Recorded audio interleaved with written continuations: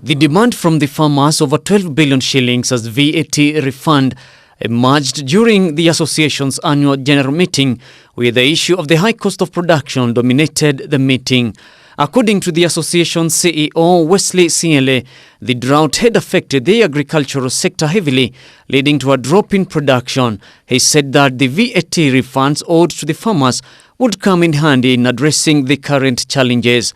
The drought situation is still something that is a reality, especially for our members in the livestock sector, the ranching, and also those who deal with the wildlife conservancies. It's been a challenge, but for the last 1 week, there has been some rain, although it hasn't made a difference.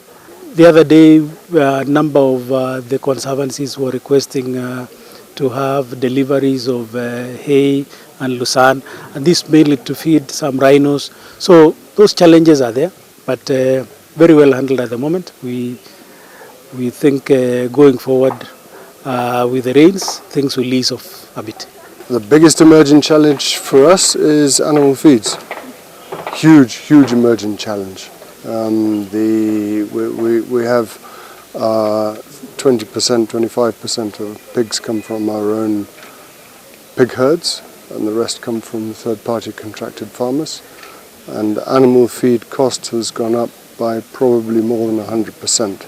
Siele noted the issue of fertilizer, which was a major concern to farmers, had been sorted through demand for calcium nitrate among flower farmers, which has been on the rise. The issue of fertilizer, I think generally things are better, I would say. The prices also are quite okay. We have a bit of stability. We thank the government for what they have done in terms of ensuring that we have fertilizer deliveries, and especially for those people preparing for planting. We are happy that the fertilizer has been received. What maybe I would urge the government to do is to relook at the issue of more supply, and especially on calcium nitrate, which is consumed by the industry in a big way. On her part, the Cabinet Secretary for Labour, Florence Bore, lauded Agricultural Employers Association for its role in making sure that there were no industrial actions in the sector. She noted that Agricultural Wages Council and the Floriculture Wages Council had not been operational for years. In reviewing the status of industrial relations in the country in the last 4 years, the agricultural sector has remained stable and calm as opposed to others. We all know the wages and remuneration constitute an important component of cost of production and enterprise competitiveness. To workers, it is an important element which defines the workers' welfare. I'm aware that the two wages council specific to this sector, that is the Agricultural Wages Council and the Floriculture Wages Council, have not been in operation due to various reasons.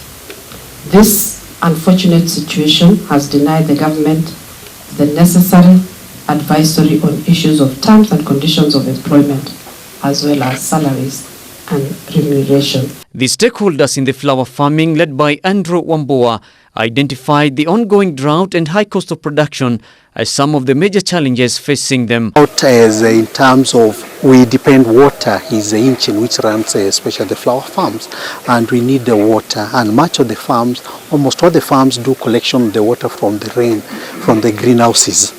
And therefore, well, let's say some of the farms we use almost about 50% of our water usage is from what you collect from the greenhouses. So without enough rain, you have a problem with enough water. But how we are mitigating that is people are investing in the efficient water collection systems. Currently, demand in the European Union market has dropped as the consumers' purchasing power have been affected by the financial crisis in the region. Kind of Stefano, Ebro TV.